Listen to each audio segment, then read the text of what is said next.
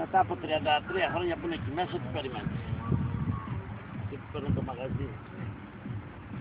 Έχει πάρει τρεις φορές σε 4 μέρες.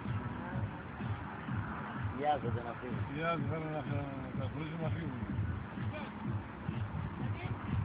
4 άτομα είναι και δεν μιλιώνται 30 χρόνια. Ο ένας με τον άλλο. Και έχουν την ίδια δουλειά. Δεν μιλιώνται. Ο ένας δεν θέλει να φτιάξει, ο άλλος θέλει να φτιάξει. Ο άλλος θέλει να πουλήσει, ο άλλος δεν θέλει να φτιάξει. Ο ένας θέλει να φτιάξει, ο άλλος δεν θέλει. Αλλά 30 χρόνια μαζί.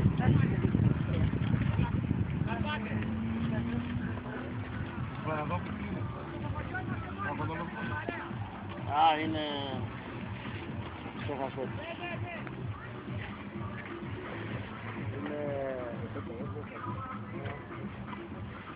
Άντε γι' αυτό.